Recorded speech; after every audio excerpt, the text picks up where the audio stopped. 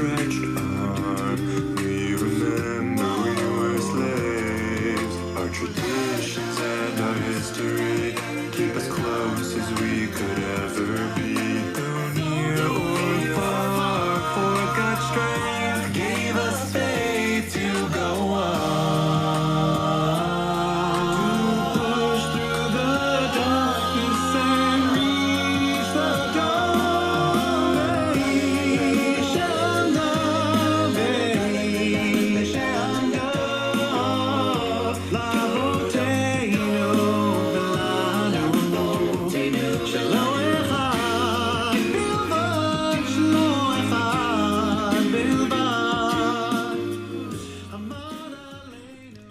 Good evening, my friends. How are you? It's great to be with you. That was the a cappella group 613 singing their song, Vehi She'amda. Let me pause that and let us light up the darkness. Who is with us as we do some beautiful learning from Tractate Sukkah on a Monday evening. Stephen in New Hampshire, Yehuda in South Carolina, James in Indianapolis, Renee in Indiana, Sharon is back in New Jersey. I'm glad you arrived safely. John in Maine, Bill in Missouri, Melissa in New York, Moshe Herskovitz, introducing himself. Hello, Moshe. Rebecca in LA, Paula in Chicago, Moishe's in New York City, Rose is in New Mexico, Victoria in New Orleans, Louisiana. Welcome, Victoria. Gwen in Michigan, Dustin in Tennessee, Nancy in North Carolina, Christo in Lubbock, Paula in the Great Northwest, Lucy in Minnesota, Catherine in Texas, Janice in Dallas. It skipped on me. Tom in Myrtle Beach, David in Indiana, Lori in California, PK in Colorado. Welcome, everybody. Great to have you with us. Lindsay in Cincinnati, Seraphim in Sacramento, Lynn in North Texas, and Michael in Scranton over on the YouTube side. Where are we holding? This is the page 5 here in Tractate Sukkah, the 7th volume of the Talmud. These are the laws of Sukkot or Sukkahs. We're still covering the first Mishna here in the first chapter of this tractate. And today's page is lovely, right? So this first chapter is generally about the Sukkah itself. During the festival holiday of Sukkot, which starts 5 days after Yom Kippur. It's a fall holiday. And we are commanded to dwell in sukkahs for a week. And so the sages are going to spend quite a bit of time on defining the sukkah, and particularly what are its dimensions. We've been talking about the maximum height is 20 cubits, and the minimum height is 10 handbreadths. And we're going to continue this discussion of the dimensions, but unexpectedly, we're going into a beautiful, beautiful mystical teaching on the connection between heaven and earth, as that connection was understood when the Ark of the Covenant resided in the tabernacle and within the first temple. And this is just one of those wonderful things that you find in the Talmud. You seem to be having a discussion about absolute technical details, just boring in, like digging in and trying to understand exact specifications so that we can fulfill this commandment correctly. And suddenly in deriving that law, we touch back on the Bible, and then we go into this beautiful realm where heaven and earth kiss, as it were. And as I was reading these passages, I just kind of enjoy letting them wash over me, right? And just letting the free associations build in your mind and seeing if you can, just let the sages take you there. Let the sages take you there. So we start near the bottom of the B side of page 4.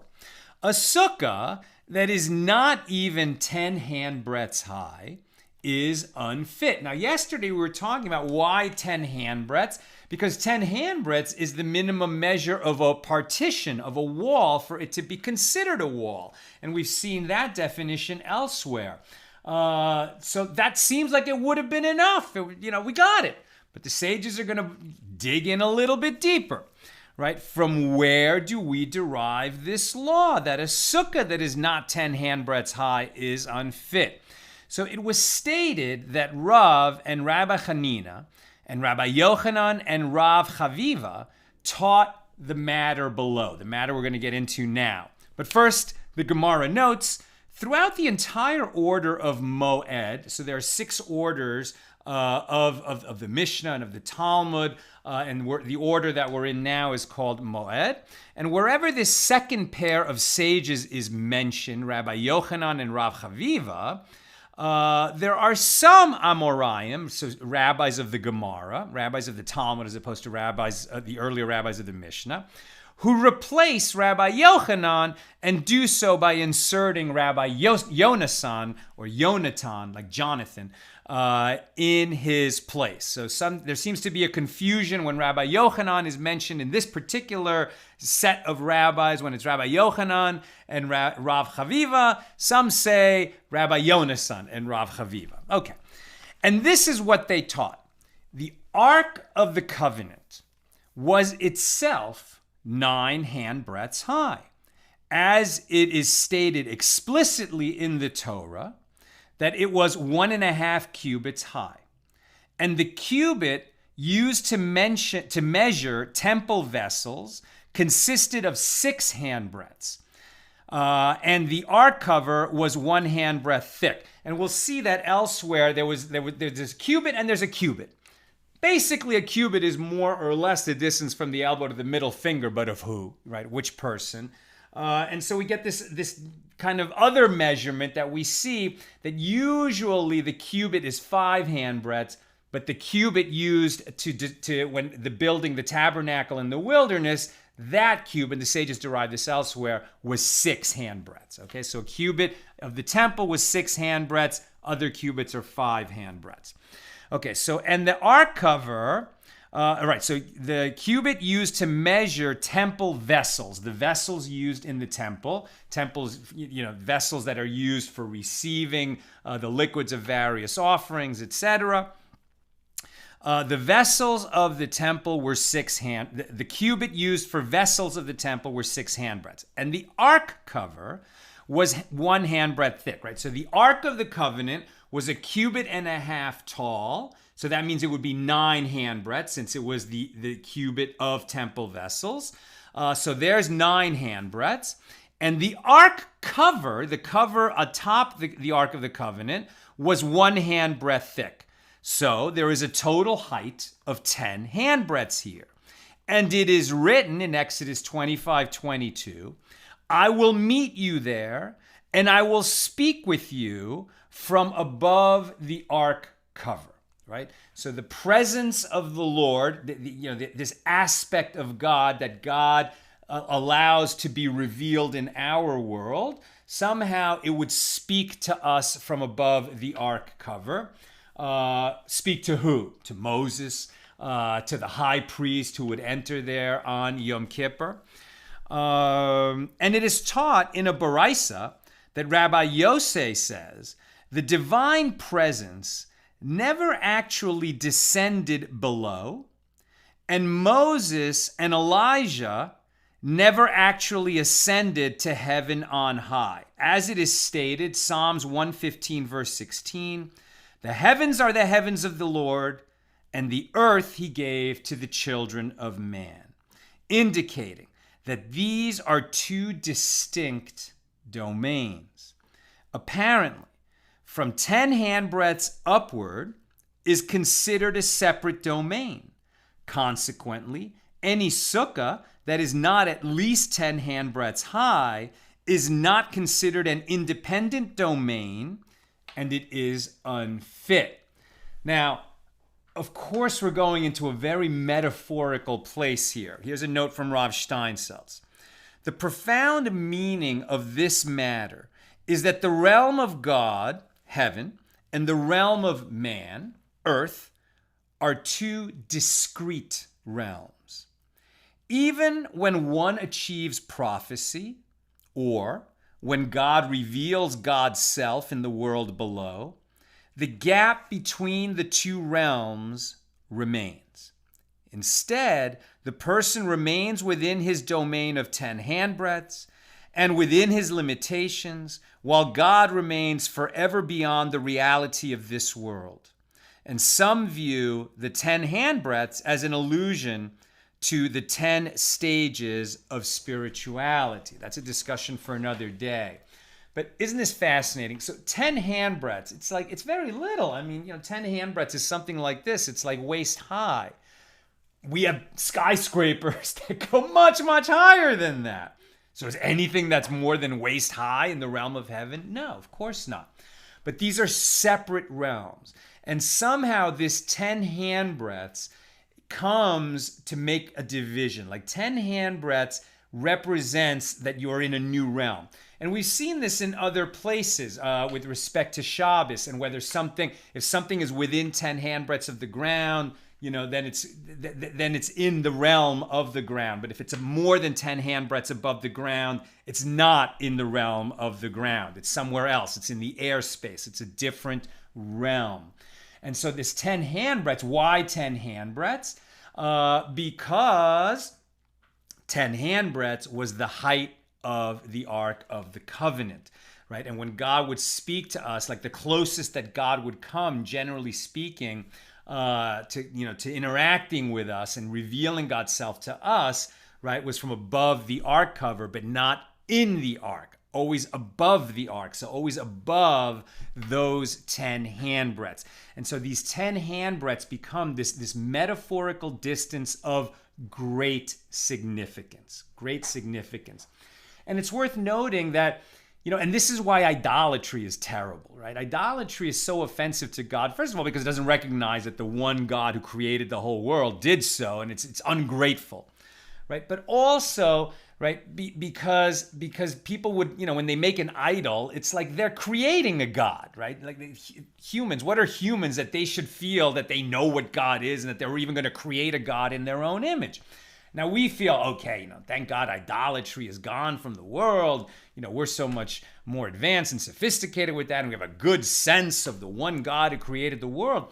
But we see all the time that people choose to see God, as in their image, right? We are made in God's image, but people all the time, limit God and view God as something that is within the understanding and within the imagining and within the projection of humans. And so when people ask questions, well, I don't believe in a God that would do this or a God that would do that, and I reject the Bible because the Bible says this or the Bible says that, and I don't buy it, right? And it's so arrogant. It's asking God to be a God that you understand and that you approve of, or not you personally, but that these people, when they talk that way. And what we're learning here, what the sages are alluding to, is you're never going to understand God. God is infinite. We are limited. We are a creation of God. God projected, God's self into the world and made a contraction of God's self. This is Jewish mysticism 101 or even 102. But the bottom line, right, is we can't understand God. What we can do is we can be grateful for what we do perceive and understand in this world and all the gifts and blessings that God has bestowed on us. And of course, there is suffering in this world, and we can ask why, and we can even say, God, haven't we suffered enough? Can you end the suffering, or can you help me to understand the suffering? But it's not always given to us to understand, and we need to accept that, because the realm of heaven is just utterly beyond. Heaven never comes below those 10 handbreadths, and we never ascend, even though we can build skyscrapers, even though we can get to the top of Mount Everest, even though a billionaire just went into space yesterday on a spacecraft that he built so that people, regular people could be passengers and go to space. And they were debating today, where does space begin? Is it 50 miles, which, Virgin Galactic went above 50 miles, or is it 62 miles because Jeff Bezos' rocket is going to go to 62 miles, which is higher? Or is it the moon? People have been to the moon, which I think is 25,000 miles away. Or our capsules, our remote craft have made it all the way to the edge of the solar system, millions and millions of miles away. No matter how far we get, we cannot go up into those mystical realms nor understand them. And we might as well understand that we can't really get beyond the 10 handbreadths of this world, of this realm. Doesn't mean we shouldn't try. We can always aspire for more, but we have to be cognizant of our limitations. A person has got to know their limitations. Okay. And so understanding that, let's just read that again. The Ark of the Covenant itself, 9 handbreadths high, as it is stated explicitly in the Torah, that it was 1.5 cubits high, and the cubit used to measure the temple was 6 handbreadths. And the ark cover was 1 handbreadth. And there's a total of 10 handbreadths here. And it is written, I will meet with you there, and I will speak with you from above the ark cover. And it is taught in a Baraisa that Rabbi Yosei says the divine presence never actually descended below, and Moses and Elijah, the great prophets, never actually ascended to heaven on high. As it is stated, the heavens are the heavens of the Lord, and the earth he gave to the children of man, indicating that these are 2 distinct domains. And the Gemara asks, and did the divine presence never descend below 10 handbreadths? But isn't it written, and God descended onto Mount Sinai? It was like God descended onto the ground. It might have been a mountaintop, but it was on the ground. Exodus 19:20. And the Gemara answers, although God descended below, he, God, always remained 10 handbreadths above the ground, since from 10 handbreadths and above, it is a separate domain. In fact, the divine presence never descended to the domain of this world. And the Gemara asks, but isn't it written, Zechariah 14:4, and on that day, his feet will stand on the Mount of Olives. And the Gemara answers, here too, he will remain 10 handbreadths above the ground. His feet will stand. The question arises, Rabbi Yosei spoke only of the past, and this verse refers to the future. Perhaps in the future, the divine presence will descend to this world. Nevertheless, based on the verse, the heavens are the heavens of the Lord, from Psalms 115, the separation is absolute and not merely temporary. Furthermore, the nature of reality will not change in the Messianic era. The Gemara asks, and did Moses and Elijah never ascend to the heavens on high? But isn't it written, Exodus 19:3, and Moses went up to God? And the Gemara answers, nevertheless, he remained below 10 handbreadths adjacent to the ground. The Gemara asks, but isn't it written, and Elijah went up by a whirlwind heavenward? That's 2 Kings 2:11. And the Gemara answers, here too, it was below 10 handbreadths. And the Gemara asks, but isn't it written, he grasps the face of the throne and spreads his cloud upon him? Job 26:9. And Rabbi Tanchum said, this teaches that the Almighty spread of the radiance of his divine presence and of his cloud upon him. Apparently, Moses was in the cloud with God. And the Gemara answers, here too, it was below 10 handbreadths, right? So the 10 handbreadths comes up again and again, but really what that 10 handbreadths is, right? It's this barrier, this impermeable barrier that we can never, as if we're living physical human beings, we can't be in that upper world. Maybe we'll be given a vision of it. Maybe we'll somehow have, some kind of astral projection into it, a near-death experience, some kind of, one of these transcendental experiences that you can get some sense of that upper realm, or if somebody's granted prophecy and they go so high, and no one went ever so high as Moses. Nevertheless, he remained a living human being, and whatever he was given to experience, it was not the full experience of the divine and of the upper world. And the Gemara asks, in any case, he grasps the face of the throne, is written, indicating that Moses took hold of the throne of glory. The Gemara rejects this. The throne was extended for him down to 10 handbreadths, and Moses grasped it. However, he remained below 10 handbreadths. And since the divine presence speaks to Moses from above the ark cover, 10 handbreadths above the ground, clearly a height of 10 handbreadths is a distinct domain.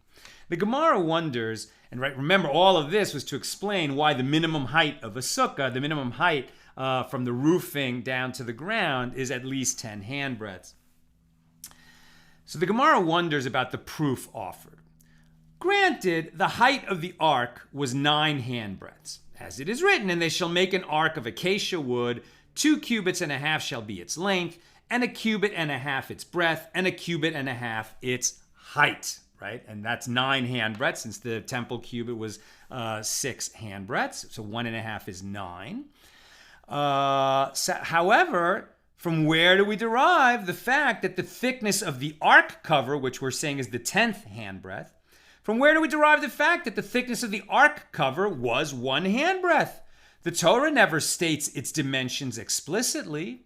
As Rabbi Hanina taught, for all the vessels that Moses crafted for the tabernacle, the Torah provided in their regard the dimension of their length, the dimension of their width, and the dimension of their height. However, for the ark cover, the Torah provided the dimension of its length and the dimension of its width. But the Torah did not provide the dimension of its height. Since the Torah didn't say the ark cover was 1 handbreadth thick, how do we know that? And the Gemara answers, go out and learn from the smallest dimension mentioned in connection with any of the tabernacle vessels, as it is stated with regard to the table of the showbread, the 12 loaves that were always, that remained fresh. They were placed there on Shabbos and they remained fresh and warm all week. So that's the showbread table in the tabernacle and later in the temple. And as it is stated with regard to the showbread table at Exodus 25:25, and you shall make unto it a border of a handbreadth around. And just as there, the frame measures 1 handbreadth, so too here, the thickness of the ark cover measures 1 handbreadth. And the Gemara asks, and let us derive the thickness of the ark cover from the vessels themselves, the smallest of which measures a cubit. Why isn't the thickness of the ark cover a full cubit? And the Gemara answers, if you grasped many, you did not grasp anything. If you grasped few, you grasped something. This is a saying that comes up many times in the Talmud and is worth remembering. If you grasp many, you got nothing. But if you grasped few, then you got something. If your eyes are bigger than your mouth, if you try to do everything, you end up doing nothing. But if you try to do one thing right, you'll do that. Same idea. If there are 2 possible sources from which to derive the dimension of the ark cover, then without conclusive proof, one may not presume that the Torah intended to teach the larger dimension. Rather, the presumption is that the Torah is teaching the smaller dimension, which is included in the larger measure. And the Gemara asks, well, if so, if it's an unspecified measure, and so we should use the smallest measure that's used in the temple vessels, and we're going to use the thickness of the showbread table. But if so, why don't we derive the thickness of the ark cover from the front plate, the tzitz? So the tzitz was a golden plate that the high priest, the Kohen Gadol, wore on his forehead. It was a gold plate. There was a leather strap that went over his head and another leather strap that went around his head, and it held in place this thin gold plate across his forehead that said, Holy to God, Kodesh le Hashem. It was made out of gold, and how thick was that golden front plate? The front plate is a type of plate made of gold that is 2 finger breadths wide. And it stretches from ear to ear. And written upon it are 2 lines. The letters Yud He, Vav He, the name of God, above, and the word Kodesh, holy, spelled Kuf Dalet Shin, followed by the letter Lamed, which is the preposition, T-O, to, for holy to God. below, right? And it says holy to God, but it says sort of holy to God. And we put God's name higher, even though it's all one phrase, but God's name out of respect to God is placed above it on the front plate, on the tzitz. And together it's spelled holy to God, meaning sacred to the Lord.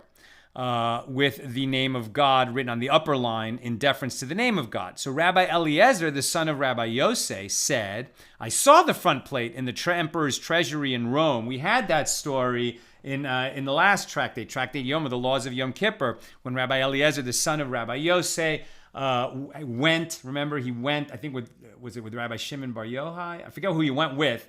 I think that was Rabbi Shimon Bar Yochai. And they went, maybe not. I forget who he went with, but he went to Rome and they were asking for certain decrees that were making it difficult for the Jews to observe Jewish practice in the Holy Land, that those decrees should be repealed, and they were assisted and that they were able to heal the emperor's daughter who was possessed by a demon. It was a great and colorful story.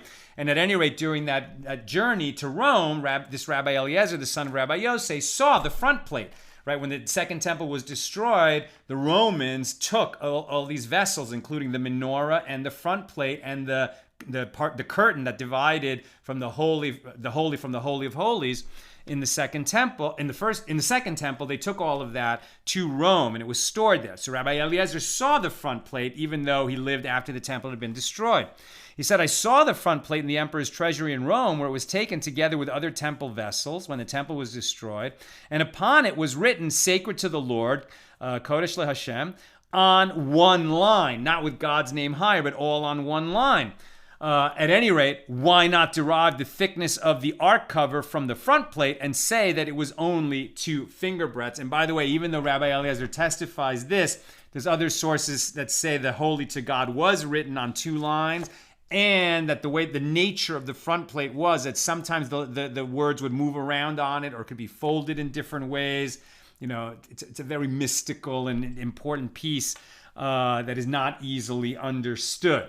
That's a digression from what we're talking about here. The point is, why not say that the thickness of the ark cover on the Ark of the Covenant is only 2 handbreadths thick, which is the minimum measure of one of the articles that was used in the holy service by the high priest?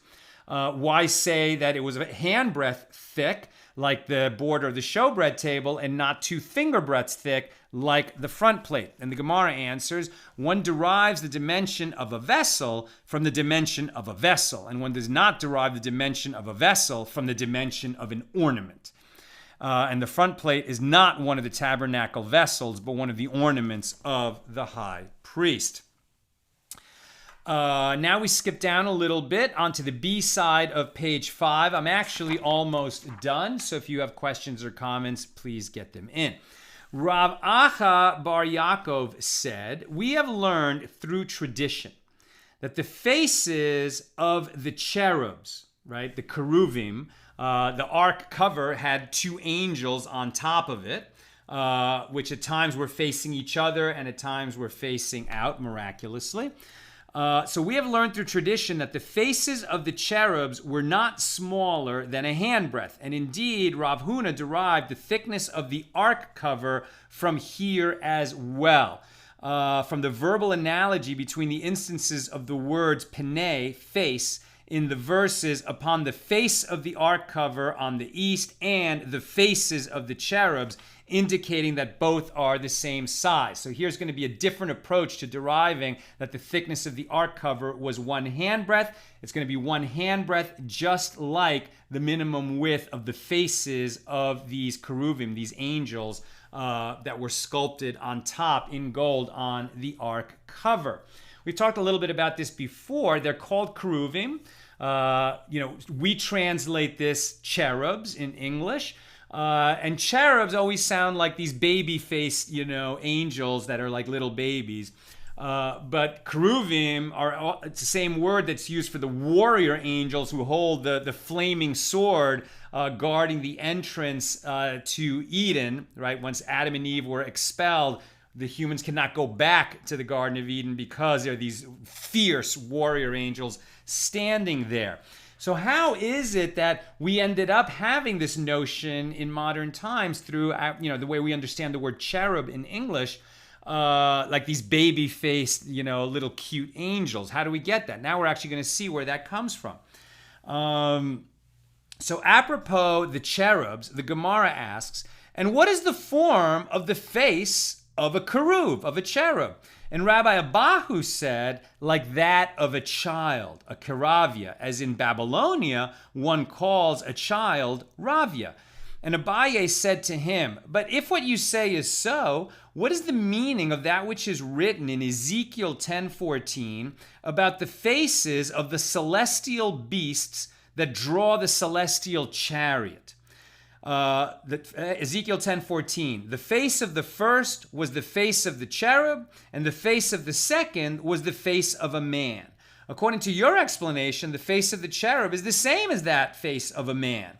And the Gemara answers, although two of the celestial beasts drawing the chariot had the face of a man, the difference between them is that one was a large face and one was a small face. In other words, the face described as the face of a man was the face of an adult, and the face described as the face of a cherub was that of a child. And this is the source that the ark and the ark cover were 10 handbreadths high. Right, so it's just in passing that we were discussing the keruvim a little bit, the cherubs, but where we were getting to is that the ark and its ark cover are 10 handbreadths high, and from that we have this general teaching that 10 handbreadths is a partition and 10 handbreadths distinguishes between domains. Something higher than 10 handbreadths above the ground is its own domain. And that is what I'm covering today. So, I was way off on the distance to the moon. Thank you, John Pittman. The moon is 238,000 miles from the Earth. I don't know why I thought 25,000. Thank you very much. Okay, I think Nina had to go out to run an errand, so she may not be here to pass questions to me. Let me check. Yeah, okay. Right. Bill, those little baby angels are properly called puti, singular puto. I'm not going to go there. That's never mind.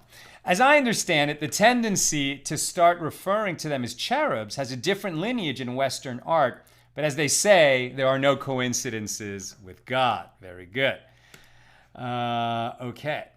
Is that it?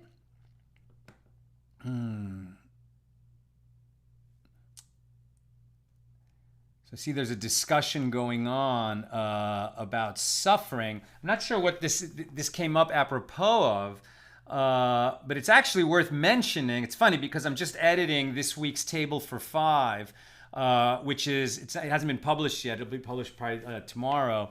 But the five writers this week are commenting on the first verse of Lamentations, right? So this coming Sunday is Tisha B'Av. It's the saddest day on the Jewish calendar. Just as we did for the 17th of Tammuz, the last fast day, we had a day to cry out. We're going to be doing that again, and we invite you to join with us and all the Jewish people around the world and all people in crying out to God this Sunday. Tisha B'Av, it's a full fast day like Yom Kippur. It's a 25-hour fast. And Saturday night, when Tisha B'Av begins, it's actually a tradition to stay up all night learning. And we begin by reading Lamentations, which is about the destruction, actually, of the first temple. It's written by Jeremiah, and how the city that was once so beautiful has become completely desolate. And, it is very much appropriate in this week, which is part of the 9 days leading up to the 9th of Av. Tisha B'Av is when we commemorate. It was the destruction of both temples. First and second temples happened on the 9th day of the Hebrew month of Av. And so this is a time to ponder the nature of suffering. And we can't understand all the suffering in this world, and we never will. But we can certainly try to become more compassionate creatures, try to empathize with the suffering of others. And while we never want to wallow in our pain and in negativity, it is important to not gloss over grief. There's a time to rejoice and there's a time for grief. And you know, and you know, all grief in this world is connected to the grief over the loss of the temple. The temple, when it stood in this world, it wasn't just a building where sacrifices were brought, a place where people contributed their shekels, a place where there were, you know, miraculous manifestations going on all the time, particularly in the first temple and when the tabernacle was standing. But it was a time and a place where there was this understanding, you know, that God wanted to be. God is always with us. We're inside of God. God feels everything we feel. God, you know, knows everything that we think and that we do. But God desired for a time to have a revealed presence of God in this world. And we did not merit to keep that, you know, because of our behavior. The first temple was destroyed because of gross sins, you know, murder, idolatry, illicit sex. The second temple was lost, our sages teach, because of baseless hatred, right? Because we couldn't get along with our fellow humans, and the Jews couldn't get along with their fellow Jews. That's baseless hatred. And every generation in which the temple is not rebuilt, in other words, every generation in which the Messiah does not come, we actually share in that guilt. We have not rectified the sin of baseless hatred among ourselves. And part of doing that is developing, enhancing our empathy for the suffering of others. And Michael Diamond, with respect to the sages, it seems they may be reaching a bit to explain the height of the ark cover. Perhaps, but I think the 10 handbreadths of the ark, you know, including the ark cover, is certainly a reasonable measurement. And the idea that 10 handbreadths creates a different domain, right, and that the upper and lower worlds can never meet, we can never really grasp that, and that should, you know, make us humble in a good way. Not, God, you're so big and I'm so small, but even though I'm so human, amazing, you know, that you gave me the understanding that you gave me. You let me know that you exist, that you created me. You gave me the opportunity to fulfill my obligations in this world and to pray and to study Torah and to connect with you in this way. Thank you.